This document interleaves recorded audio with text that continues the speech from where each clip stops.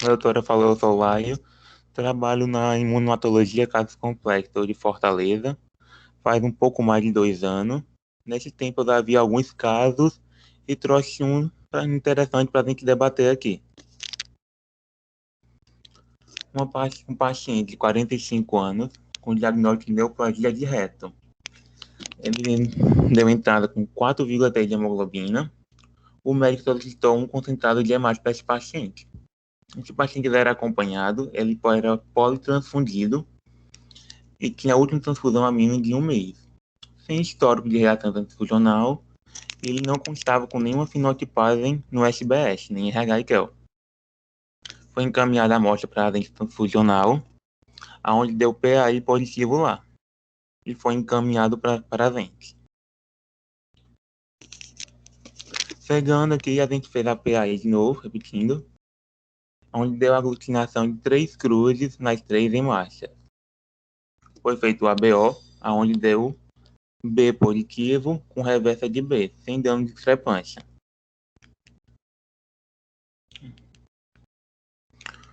Foi feito o cúmbio direto do paciente, com aglutinação de 2 cruzes, onde foi passado um mono específico para saber qual era a classe do anticorpo, onde só encontramos IgG, sem complemento e sem IgM.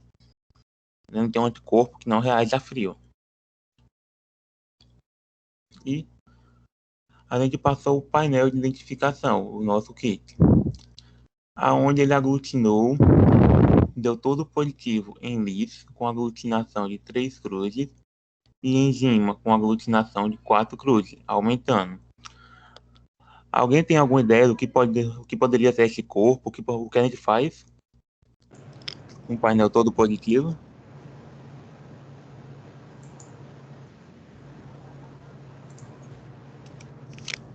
Ninguém tem alguma ideia? Um painel Eu todo gostaria que positivo. mais gente falasse, mas se ninguém for falar, eu vou dar meus palpites. Vamos lá, é um paciente com uma transfusão recente, não é isso, Laio? Transfusão há menos de um mês, então não tinha uma PAI prévia anteriormente, tem uma PAI positiva agora, quer dizer, ele foi transfundido sem, teoricamente, ter nenhum anticorpo prévio à transfusão. E nesse momento ele tem uma PAI positiva, com o painel todo positivo, tem um TAD, um teste direto antiglobulina positivo e IgG, né? E tem um painel todo positivo, com todas as hemácias, inclusive aqui em um dos autocontroles positivo também. O que a gente tem que lembrar é que talvez a informação mais importante que a gente tenha nesse caso é a informação da transfusão recente, né? Então, quando a gente tem um paciente com uma transfusão recente, a gente tem que lembrar que, às vezes, o que a gente está vendo e que a gente, em outras circunstâncias, chamaria de autoanticorpo, a gente tem que ter muito cuidado para essa denominação, não é isso, Laio? Porque, às vezes, eu estou vendo um anticorpo, um haloanticorpo ligado à hemácia transfundida, né? Assim, quando a gente vê um painel todo positivo, a gente pode pensar que teve um anticorpo de alta frequência que aglutina com todas as hemácias, ou uma associação de anticorpo que desse o painel todo positivo. Mas como a doutora falou, um grande importante nesse painel é a gente focar no alto anticorpo dele, que a gente vê uma aglutinação de uma cruz em LIS, bem diferente do restante do painel, que é uma aglutinação de 3 cruzes, e o alto dele em enzima é negativo, que o painel é todo positivo. Isso indica a gente que não é um alto anticorpo, sim um halo anticorpo, podendo ser de alta frequência ou uma associação de anticorpos. Nesse caso, Cida está querendo comentar, Laio. Pode falar. Cida levantou a mão.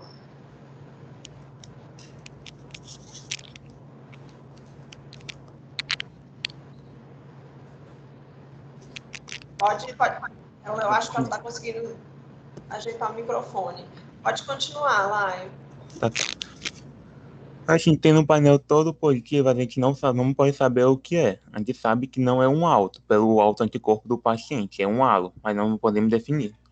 Neste caso, a gente faz um processo que é uma ala-adsorção, A ala de torção é a gente pegar 3 hemácias diferentes de doadores halogênicos, com fenotipagem diferente. Como a gente vê no slide, a gente pega 3 hemácias, uma R1, R1, a segunda R2, R2 e a terceira RR, que eles são com um RH diferente, ela. E sempre nas 3 hemácias a gente vai tentar pegar fenótipo diferente com efeito com dose dupla, como a gente vê no painel, no slide. Uma das hemácias é ZKA em dose dupla. Uma das outras duas tem que ser ZKB em dose dupla, para a gente poder separar esses anticorpos, para tentar identificar o maior número de anticorpos possível que o paciente tem. Nesse caso, a gente fez 6 aulas de absorção desse paciente, aonde continuou dando PC incompatível nas 3 hemácias, em LIF e em enzima. Só reforçando, né, Lai, que essa ala de absorção foi com hemácia tratada com bromelina, não é isso? Foi, a gente tratou, as hemácias são tratadas porque o paciente reage tanto como em LIF e como com hemácia tratada, e mais forte com hemácia tratada. Então, a gente usou tratada, que seria, a gente absorveria mais anticorpos, mas, mesmo com as hemácias tratadas, a gente não conseguiu retirar todos os anticorpos, porque ele teria um alto título. E a gente não pode ultrapassar de 6 muito, porque aí cada absorção que a gente faz, a gente está diluindo esse anticorpo. Então, tem uma pergunta, Lai. Quando você disse que você não conseguiu remover totalmente, mas você conseguiu remover alguma coisa desse anticorpo ou não? A gente conseguiu diminuir a quantidade de anticorpo que tinha, mas a gente só pode fazer o painel dessa absorção quando a gente tem uma PC compatível. Quando tem todos os anticorpos que ligavam naquela hemácia, a gente conseguiu retirar. Como a gente não conseguiu retirar todos os anticorpos que se ligam em alguma hemácia, a gente não pode passar o painel, porque a gente vai ter um resultado que não vai ser fidedigno. Vai ser como um painel primário. É por isso que eu queria só comentar mais uma coisinha aqui. Gente, vocês estão vendo que as hemácias da ala de absorção, elas não são perfeitas em relação ao S, né?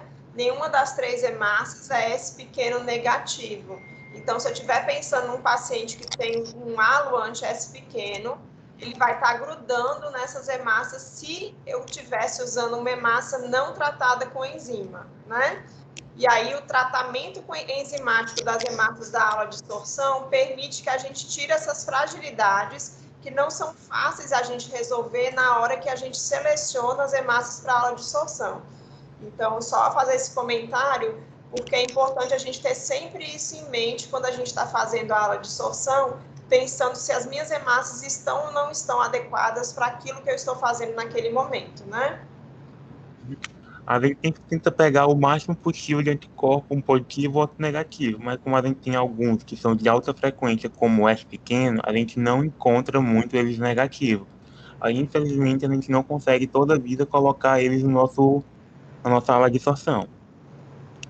Mas como eu estava falando do número de adsorções, a gente não dilui, a gente não faz muitas ala de absorções a partir de 6, porque a gente está diluindo. Cada vez que a gente faz uma halo, a gente dilui um pouco desse anticorpo. Podem chegar a um ponto de dar negativo pela quantidade que a gente diluiu esse anticorpo, dando um resultado falso negativo para a gente. Porque a gente não ultrapassa de 6 alas de absorções. Nesse caso, nosso paciente a gente não conseguiu realizar nossa halo, devido que as PC continuaram positivas. Nosso paciente tinha TAG positivo, com transfusão recente. Então, foi realizada a ala de absorção e foi feito o painel da halo, do ELUAT, desculpa. Onde esse ELUAT apresentou um painel todo positivo, em LIF e em enzima. Alguém poderia ter algum palpite por que esse painel deu todo negativo, sabendo que o paciente tem um anticorpo que se liga com todas as imagens no painel? É medicamento também, né? Não escutei. Eu vou comentar, já que ninguém fala. Medicamento. Mais alguém para conversar? Alguém falou, doutora. É medicamento. Na verdade, a gente tem que pensar em 2 possibilidades aqui, né? Primeiro, uma coisa que de vez em quando acontece, apesar de a gente não gostar, é não conseguir eluir o anticorpo, né, daquela hemácia. E a outra coisa é lembrar sempre que um TAD positivo com eluato negativo, eu posso estar associado a uma anemia hemolítica por drogas, né? Então, drogas podem dar esse painel, ou uma dissorção não imunológica de proteína. Isso acontece, por exemplo, em pacientes com cirrose hepática. Eu tenho uma alteração da membrana eritrocitária, eu começo a grudar nessa membrana da minha hemácia qualquer coisa. E não é uma ligação antígeno-anticorpo. Do jeito que eu grudo uma imunoglobulina, eu grudo, por exemplo, uma albumina também. Então, essa dissorção não imunológica de proteínas pode dar um TAD positivo com um eluato negativo.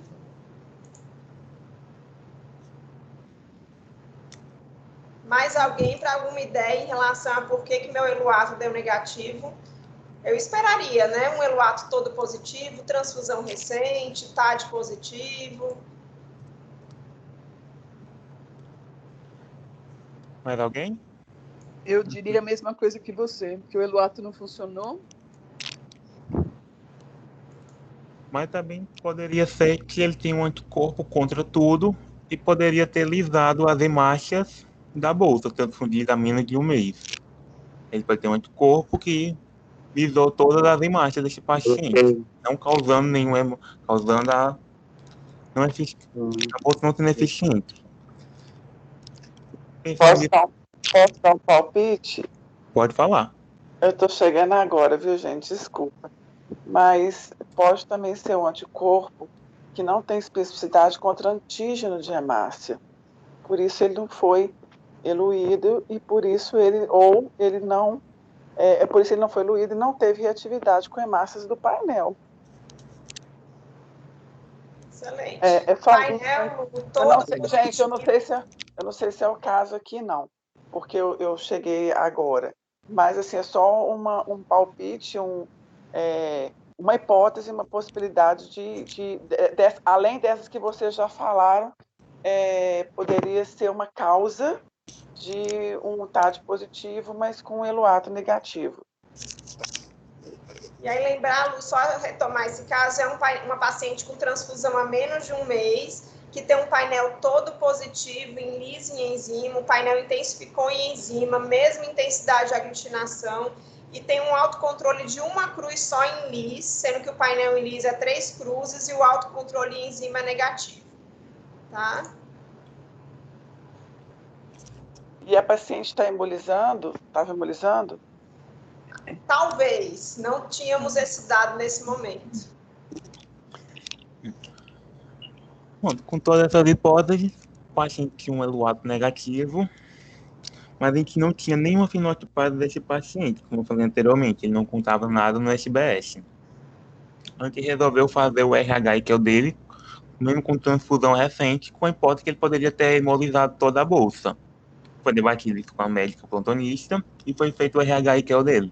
Onde o RH, que é o dele, não deu nenhuma dupla, dano é grande, que é o negativo, sendo que ele tinha transfusão recente, anteriores, com outros antígenos negativos, que era para ter aparecido, mas não deu. Então foi feita a fenotipagem estendida desse paciente, onde não apresentou também nenhuma dupla, podendo a gente considerar essa fenotipagem para respeitar numa bolsa.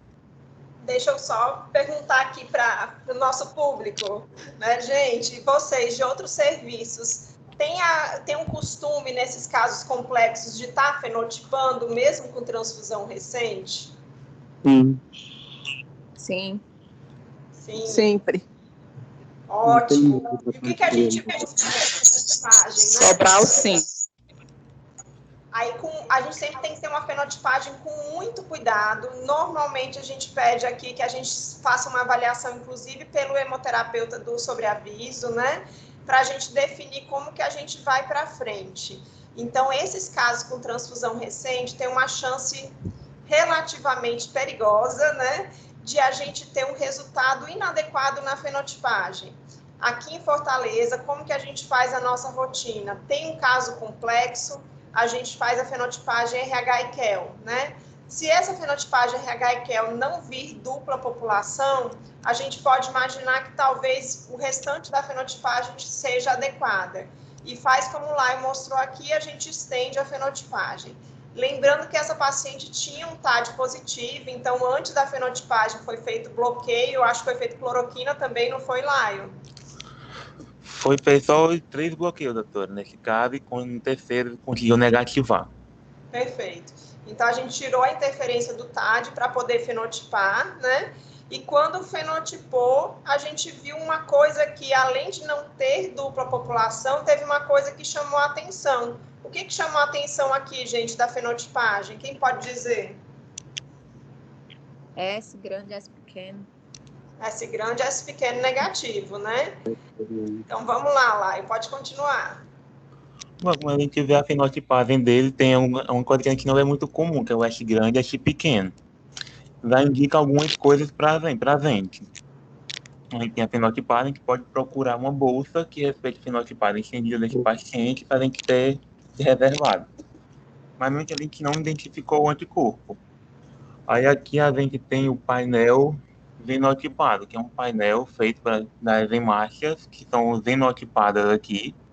A gente seleciona algumas que são antígenos de alta frequência, que são negativos, e outras antígenos de baixa frequência, que são positivos.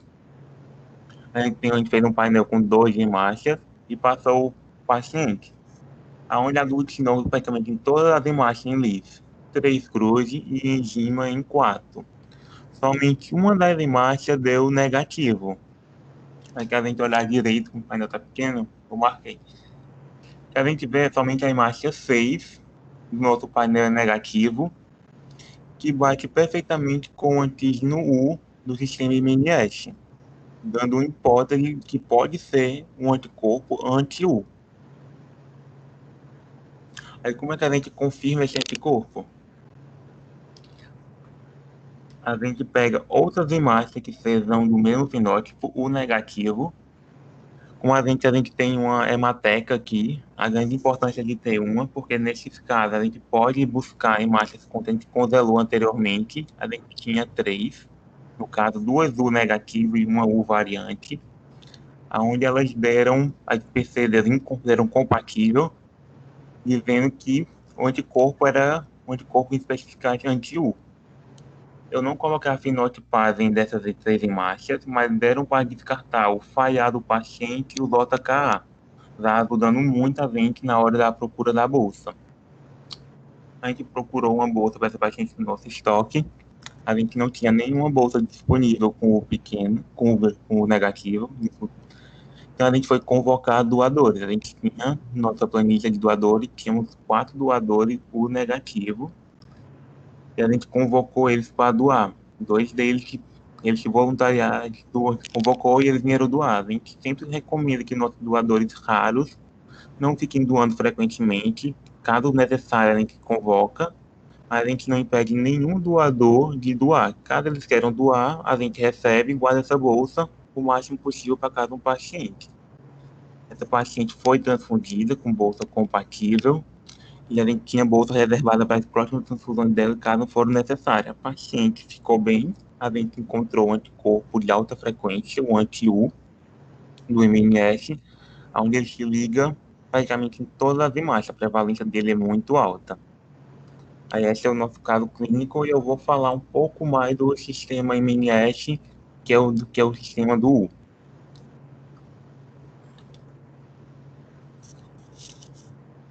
Aí o nosso sistema do MNS é formado pelo MNS, ele é o segundo do ISBT, depois do ABO. Os principais antígenos dele é o M, o N, o S grande, o S pequeno e o U. Esse antígeno é formado por 46 antígenos, no sistema, no caso, onde o M e o N foram descobertos em 1927. Foram publicados artigos sobre eles. Por 20 anos depois foi descoberto o S grande. E em 51 foi descoberto o seu antitético, o S pequeno. O nosso anti-U só foi descoberto em 53. O enzima que codifica o MNS é o ZIPA, que é a glicoforina A, e o ZYPB, que é a glicoforina B. Na glicoforina A está presente os antígenos M e N, e na glicoforina B presente o S grande, S pequeno e o U. Esses antígenos são bem desenvolvidos ao nascimento e são restritos à linhagem eritroide. Assim, eles podem causar doença perinatal. Eles são destruídos com papaina e bromelina, exceto o U, como a gente viu no nosso painel, que eu vou comentar posteriormente. Eles não são encontrados em plaqueta, linfócito, monócito, nem granulócito, são praticamente em eritrócitos. E o MNS ele tem uma função na enzimática, ele adulta no potencial zeta, porque principalmente na glicoproteína A, na glicoforina A, tem um ácido xálico, onde ele dá carga negativa para a enzimática, ajudando no potencial zeta, deixando uma das enzimáticas longe da outra. Alguns artigos falam que pode haver alguma interferência de acordo com a fenotipada do paciente da carga do potencial zeta. Não foi nada confirmado ainda, mas é só uma suspeita. Na glicoforina A, contém o M e o N. Eles já começam a aparecer na 9ª semana de gestação e eles ficam na parte externa da glicoforina A, no topo dela.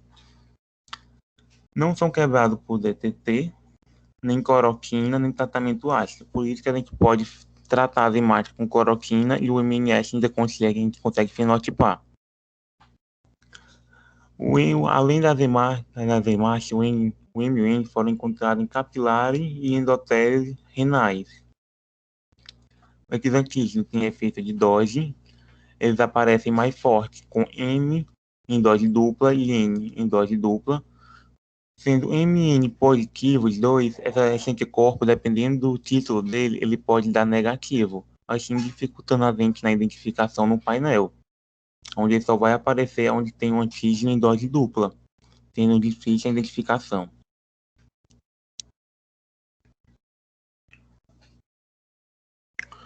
Aí na glicoforina B, fica o M, o S grande, o S pequeno, ele já começa a aparecer na 12ª semana de gestação. Eles também têm efeito de dose, igual o M e o N, sendo mais forte em dose dupla. E a diferença do N, do S pequeno, é que na posição 29, um tem o metionina e o outro tem o teonina. Essas são a única diferença da estrutura do S grande e do S pequeno. Diferente do M e do N, eles são localizados mais perto da superfície da hemácia, no lugar mais remoto, assim sendo mais difícil a retirada deles pela bromelina e papaina, e não são removidas pela tripsina, como a gente vê na imagem.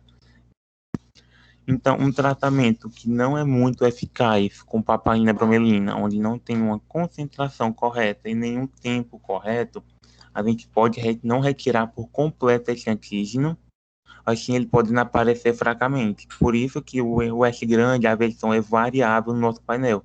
Eles podem aparecer algumas vezes, dependendo do tratamento da hemácia, em enzima, assim dificultando mais ainda o reconhecimento desse anticorpo. Por isso a gente tem que ter o conhecimento que eles podem aparecer em enzima, dependendo do tratamento.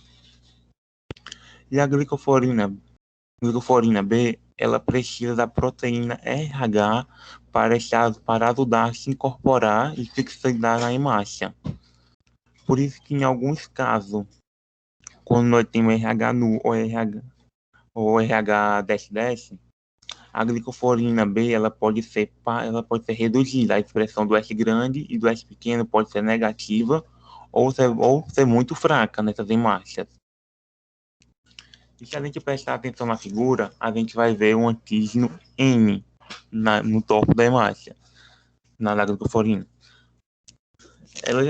A glicoforina B no topo dela tem uma estrutura muito semelhante à estrutura do N.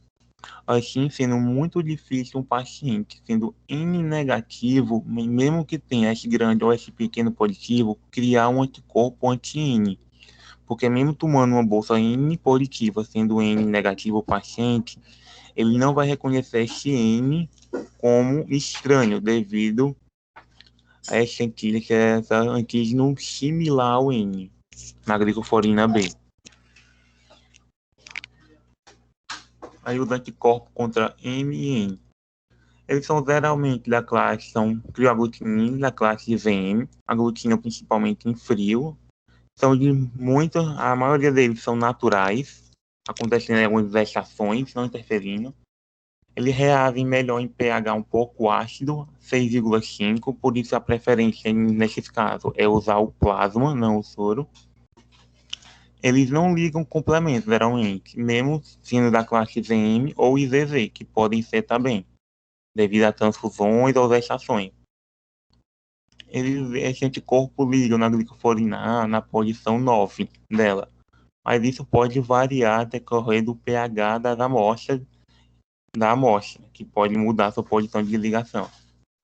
Como a gente falou anteriormente, é muito difícil um paciente criar um anti-N devido ao glicoforina B, que na sua superfície, no topo dela, ele tinha uma similaridade do antígeno N, assim, sendo muito difícil para um paciente criar um anti-N.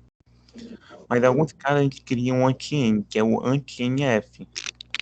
Esse F é devido ao formaldeído, que são pacientes que fazem uso de tanto de diálise. Por esses equipamentos de diálise são limpos, estilizados com formaldeído. Aí esse formaldeído na circulação, ele altera o sistema MN, podendo alterar o N e o organismo reconhece o N como uma coisa não própria, estranha. Assim ele pode criar um antígeno, um anti-N. Mas esse anti-N é um anticorpo que só vai reagir a frio, não vai causar reação hemolítica no paciente. E esse título ele cai com decorrência da diminuição da diálise, parando de o paciente ser exposto ao formaldeído. Assim, só teve um caso que teve uma rejeição de transplante renal por causa desse anticorpo, anti-NF, que o órgão rim foi transplantado no paciente, ele foi resfriado. Assim, o paciente teve uma rejeição desse rim devido ao anti-NF. Os anticorpos S grande e S pequeno, eles são geralmente IVM, podem ser de ocorrência natural, são mais raros IVM deles, mas tem alguns relatos na literatura que ligam. Eles ligam complemento, causando reação hemolítica, são mais perigosos do que o N e o N. Dependendo do seu tratamento, como a gente falou anteriormente, eles podem se ligar nas hemácias, pois eles estão na parte mais perto da membrana, mais difícil de serem retirados. O S grande, tem um S pequeno, é muito raro, porque a prevalência de S grande na população, de S pequeno na população é muito alta. Como S pequeno, a gente viu até nas hemácias da aula, todas as nossas hemácias eram S pequeno positiva, um paciente criar um paciente anti-S é muito pequeno, é muito difícil, S pequeno. Aí a gente tem o nosso antígeno U, que é do nossa aula, no nosso caso. O antígeno U, ele está mais próximo ainda na membrana, na glicoforina B, da hemácia. Assim, não dando para alisar ele com papaina nem bromelina. Às vezes ele é até amplificado com papaina e bromelina, como a gente viu no nosso painel, que ele apresentava a aglutinação de 3 cruzes em lis e 4 cruzes em enzima, aumentando. Como é que a gente vai ter o U negativo? A gente tem o negativo devido à deleção completa ou a deleção parcial, que a gente vai ter o U positivo, mas vai ter o U parcial. Aí a gente tem quando a gente tem a deleção completa da glicoforina B, a gente tem S grande, S pequeno negativo e U negativo. Quando a deleção parcial, a gente vai ter o S grande, S pequeno negativo, U positivo variante, que ele pode ter uma alteração quantitativa ou qualitativa da sua expressão, ou as duas. E no caso que a gente tem U negativo, a gente não vai ter a similaridade da proteína N, a gente não vai ter a glicoforina B.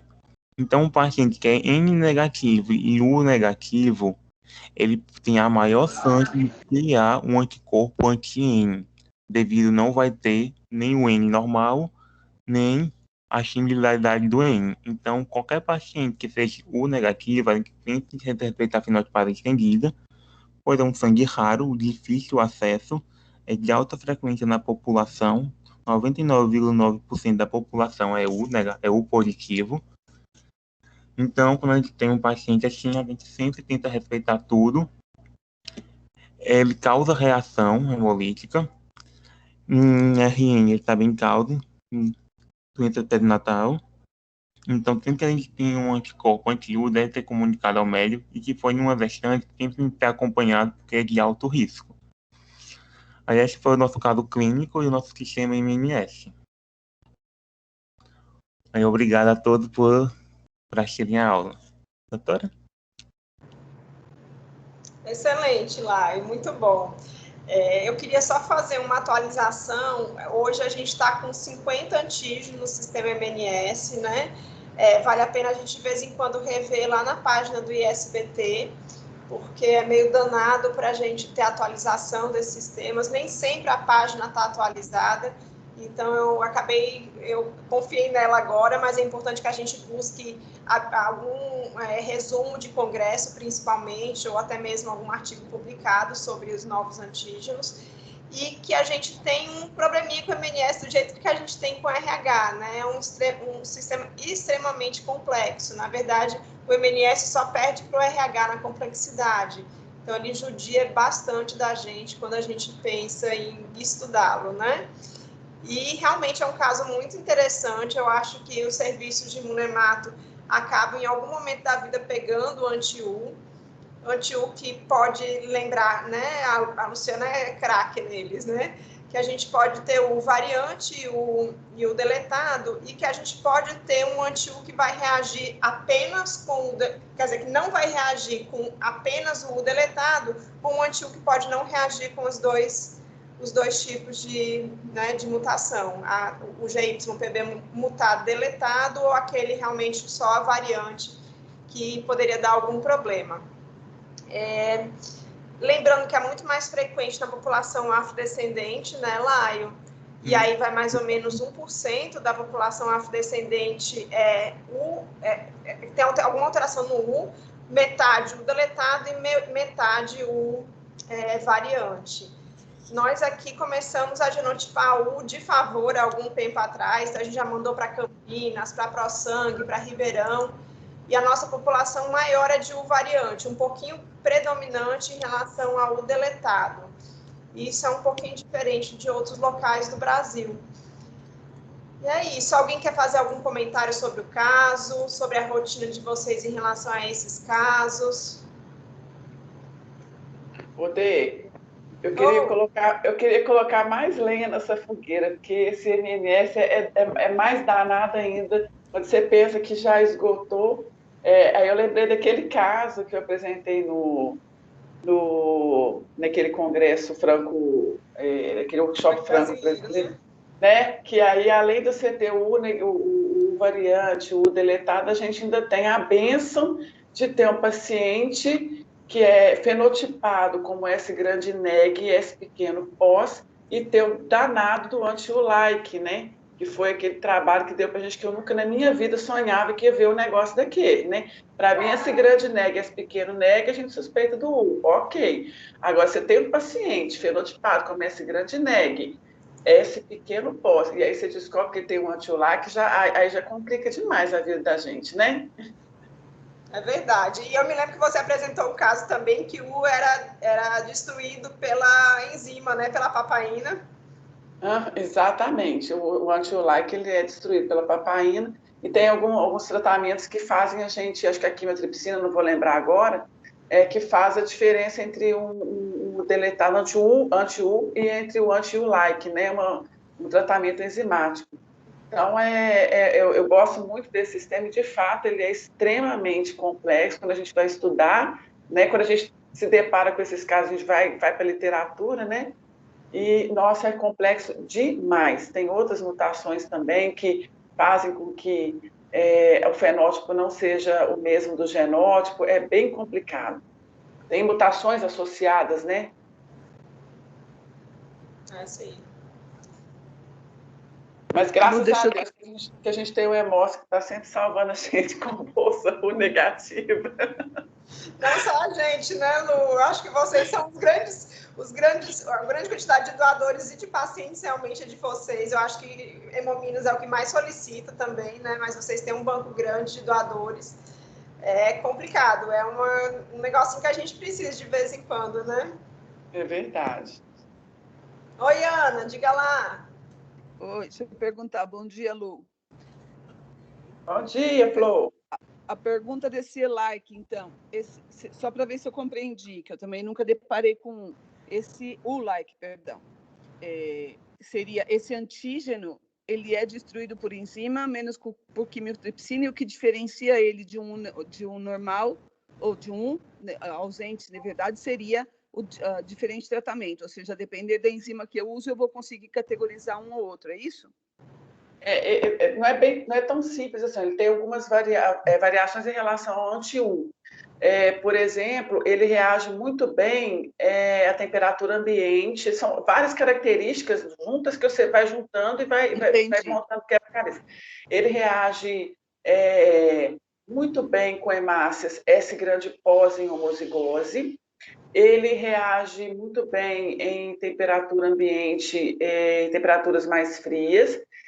Eu não vou lembrar agora, mas se eu não me engano, a diferença entre um e outro é que o anti-like, ele não reagiu com hemácia tratada com alfa-quimiotripsina. Eu falei que a gente tinha muitos nossos para internar aqui, ele disse que não. E ainda por cima, ele reagiu, o paciente não era esse grande neg, esse pequeno neg, ele era esse grande neg, esse pequeno pós. Imagino, ele parecia ser ele tinha uma mutação semelhante a um variante, ele era heterozigoto, ele tinha um variante e um normal. E aí deu nó na cabeça da gente, por que ele foi esse grande neg? Ele não podia ser... Eu não vou lembrar agora, depois eu posso passar esse caso, eu não lembro. Mas é que a genotipagem não batia com a feno. E aí depois eu fui ler um artigo que existe uma outra mutação que, apesar de o paciente, você esperar que ele tenha aquele fenótipo, esse grande neg, esse pequeno neg, ele tem uma outra mutação que faz com que ele seja esse grande neg, esse pequeno pós. E aí a gente não continuou esse caso porque a gente não desenvolveu essa genotipagem para ver se, de fato, ele tinha essa outra mutação para justificar a incoerência entre genotipagem e fenotipagem. Mas, sorologicamente, tem essas dicas assim que dão essa luz para a gente, sabe? Uhum. Obrigada, Lu. Bom dia, Luciana, Denise. É a Karina que está falando. A Karina vai lembrar desse caso. A Karina que foi fundamental nesse caso. Karina, lembra aí, pelo amor de Deus, que a minha memória é péssima. Não vou lembrar de todos os detalhes, né? Mas realmente tinha essa discrepância entre feno e geno, né? Ele tinha uma mutação mesmo descrita. Mas o que eu queria só comentar com vocês, se não me engano, depois eu posso até confirmar, entre os artigos que falam de anti-like, tem uma variação no comportamento enzimático dos anticorpos que já foram descritos. Então, se não me engano, até em papaína já teve anti-like que reagiu, e outros exemplos que não reagem na papaína. Então, tem algumas divergências, vamos dizer assim, ou o anticorpo, mesmo anticorpo, mas com comportamentos diferentes, que às vezes pode acontecer também. E além dessas dicas aí que a Luciana falou, eu também sempre vejo uma tendência desse anti-like ficar bem mais forte com as hemácias S grande positivas no painel de identificação de anticorpos do que com as S pequena positivas. E quando a gente faz a dissorção seletiva, se a gente pega, vamos supor, a gente tem uma tendência a achar que é um S grande, né? Pelo fato da reatividade estar mais forte. Então, se a gente pega uma hemácia S grande positiva para fazer a adsorção, ou S grande negativa e faz a adsorção, o anticorpo é todo absorvido, né? Inclusive o que a gente estava desconfiando, que era um anti-S grande. Então, isso também é um teste que dá para nos alertar aí quanto à presença do anti-U ou anti-U-like. É isso mesmo, Karina. Boa lembrança. Nós começamos achando que era um anti-S grande, por causa dessa reatividade maior com a hemácia S grande. Isso mesmo. E aí depois o negócio foi complicando quando a gente viu que não era o S grande. Isso mesmo, bem lembrado. Isso mesmo. Muito bom, gente.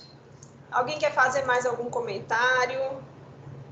Alguma colocação que a gente não fez aqui até agora? Não? Então tá bom, como sempre, adorei nossa sessão, viu, gente? Estou muito feliz, com bastante gente participando. Hoje a gente está com 74 pessoas participando, gente de todo o Brasil, gente nova que eu não tinha visto nas outras sessões. E semana que vem tem mais, né? Tá bom? E se alguém quiser, Lu, apresentar um caso, tipo assim, quer complementar esse caso, botar o like de vocês aqui semana que vem? Ai. Não estou podendo, não. Não fala assim pra mim, não. Eu tô agarrada demais. Mas, sim, eu posso apresentar, assim, esse caso. Não na próxima semana, mas a gente pode combinar, sim. Esse caso foi muito interessante. Inclusive, a gente só conseguiu com a ajuda aí da Karina, da Biorad, porque se não fosse por eles, a gente não tinha conseguido, não. Aí, se a Karina quiser também representar, pode. Muito bom. Aí vocês combinam, então, a gente faz uma sessão para frente. Ok. Tá bom? Gente, obrigada. Parabéns. Boa semana para todos. Oi? Parabéns pela apresentação. É só assim, para ter a Soraya de Sobral. Oi, Soraya. É porque não ficou bem claro.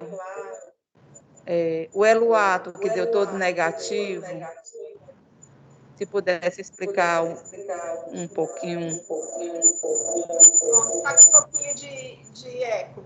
Mas, na verdade, assim, o Eluato negativo, ele pode acontecer por algumas razões, né? Talvez ou droga, ou você tem uma absorção não imunológica de proteínas, ou realmente, às vezes, você não consegue eluir alguns anticorpos, tá? E aí a gente tem que pensar realmente que talvez aquele Eluato não tenha sido bom para a gente, ele não deu a nossa resposta que a gente gostaria. O Eluato positivo, ele sempre vai dizer alguma coisa para a gente. E o Eluato negativo, infelizmente, nem sempre ele vai dar a resposta que a gente gostaria que ele desse, né? Então, talvez a gente tenha associação de duas coisas. Vocês viram, foi uma fenotipagem bem limpa, né? Aparentemente não tinha mais nenhum hemácia do doador circulando. Talvez fosse um TAD falso positivo aí, ou por droga, ou realmente alteração da membrana grudando anticorpo.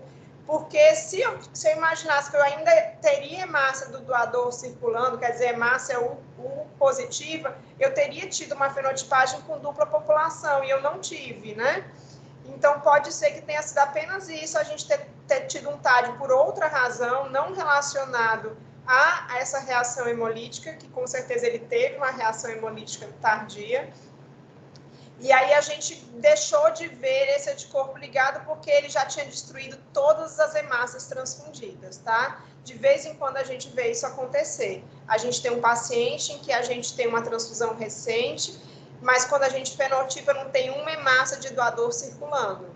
Então, nesses casos, a gente tem que pensar realmente que hemolizou, e aí aqui a gente tem a rotina de mandar uma carta para o serviço, para pensarem nessa suspeita de reação hemolítica, pedindo para colher provas de hemólise, e também a gente tem um contato direto do hemoterapeuta com o médico responsável técnico da agência ou o médico assistente do paciente, para reforçar essa hipótese diagnóstica de hemólise tardia. Oi, Ana, diga lá. Eu tinha esquecido de perguntar isso. Obrigada, Soraya, que me lembrou. Porque a minha dúvida é esse TAD, mesmo TAD sendo positivo, ou seja, essa porcentagem de células que tem essa ligação antígeno-anticorpo, que de alguma forma está trazendo essa positividade, onde o Eluato devia concentrar esse anticorpo e ser mais visível. No caso de vocês, ele desapareceu totalmente. Isso. Lembrando que o Eluato tem essa característica muito importante que a Ana citou, de concentrar o anticorpo. Às vezes a gente não consegue ver de forma adequada num painel, por exemplo, com plasma, com soro, mas no Eluato, meu anticorpo, que está bem sem vergonha, parece que é uma beleza para a gente. Então, talvez ele tenha sido aqueles estádios positivos relacionados realmente a outro fator que não a reação, né? Pode ser que não tenha conseguido eluir? Pode, tudo é possível, né? Mas eu, particularmente, eu tenho muito mais informação com um Eluato positivo do que eu tenho com o Eluato negativo. Infelizmente, a gente vê alguns casos semelhantes. Super. E aí você conseguia encontrar fatores de hemólise, sinais de hemólise nos exames?